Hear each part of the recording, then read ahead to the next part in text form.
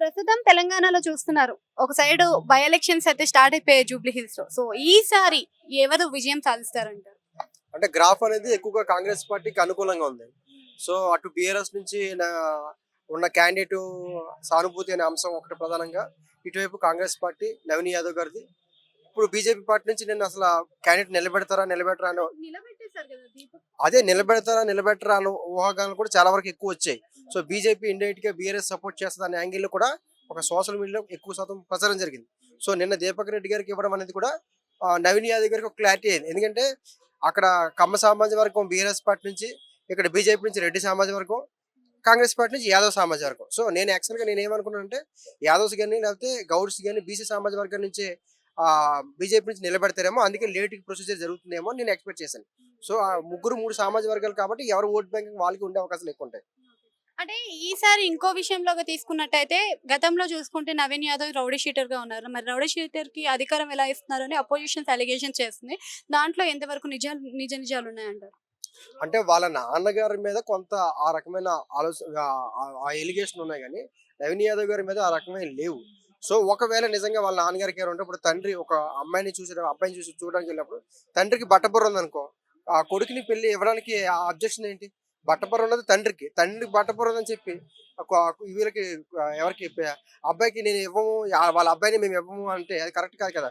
So, వాళ్ళ నాన్నగారికి ఏమైనా ప్రాబ్లం ఉంటే గతంలో ఏదైనా చేసి ఉంటే అప్పుడున్న సోషల్ జస్టిస్ చేసే విధానంలో ఆయన ఆ రకమైన యాంగిల్‌లోకి ఎళ్ళి ఉండొచ్చు. అప్పుడు పనిచేసిన వ్యవస్థలు కావచ్చు, ఐడియాలజీ అప్పుడు సిస్టమ్స్ ఇవన్నీ కూడా వేరే రకంగా ఉన్నాయి కాబట్టి ఆయన యాంగిల్‌లో ఆ టైంలో ఎళ్ళి ఉండొచ్చు. సో, ఇప్పుడున్న పరిస్థితుల్లో నవీన్ యాదవ్ గారు గత 2014, 2018 2 ఎలక్షన్స్‌లో ఆయన ఫేస్ చేయడం జరిగింది. ఒకసారి ఎంఐఎం పార్టీ నుంచి, ఒకసారి ఇండిపెండెంట్‌గా. సో, ఆయన ప్రజా జీవితంలో పూర్తిగా ఒక 11 సంవత్సరాలు ఆయన ఉన్నారు.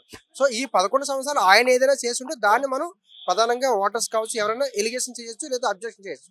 కానీ ఆళ్ళ నాన్నగారు ఏదో చేశారు కాబట్టి దానికి మేము ఇచ్చేస్తామంటే ఇప్పుడు తండ్రి డ్రంక్ అండ్ డ్రైవ్ చేస్తే కొడుకుని అరెస్ట్ చేస్తే ఎలా ఉంటది? సో, తండ్రి చేసిన పొరపాట్లకి కొడుకుని బాధ్యతలు చేయకూడదు. సో, ఆ అంశం ఈ అంశం అనేది రాంగ్. కేటీఆర్ కూడా అంటున్నారు కదా, ఇప్పుడు టీఆర్ఎస్ గెలుస్తుంది, కాంగ్రెస్ 6 పథకాలు ఖచ్చితంగా చేస్తుంది, ఎక్కిచ్చేటట్టు చేస్తారు, రేవంత్ రెడ్డి చేస్తాడు అన్నట్టుగా మాట్లాడుతున్నారు. మరి మీరేమంటారు? అంటే ఏ పార్టీ కూడా మేము గెలవము, మేము ఓడిపోయే అవకాశం ఉందని ఏ పార్టీ చెప్పదు. మేము ఓడిపోయే అవకాశం ఉంది, మాకు తక్కువ ఛాయిస్ ఉందని చెప్పి ఎవరు చెప్పరు. సో, ఎలిగేషన్స్ అనేవి చేస్తారు. ప్రతి పార్టీ ఇప్పుడు బీజేపీ పార్టీ కూడా అదే చెప్తుంది. ఇప్పుడు ఎంఐఎం పార్టీ పోటీ చేస్తే కూడా ఎంఐఎం పార్టీ కూడా అదే చెప్తుంది. మేమే గెలుస్తామని చెప్పి. సో, మాకు మైనారిటీ ఓట్ బ్యాంక్. సో, వాళ్ళు వాళ్ళ పార్టీ తరపున అనేది వాయిస్ ఇచ్చుకుంటారు, చెప్పుకుంటారు. కానీ అనేక అంశాలు పరిశీలిస్తే నేను 2 వీక్స్ బ్యాక్ చెప్పాను. ఈ సీటు కూడా నవీన్ యాదవ్ గారికి ఇస్తారు. నవీన్ యాదవ్ గారికి అవకాశం ఉందని.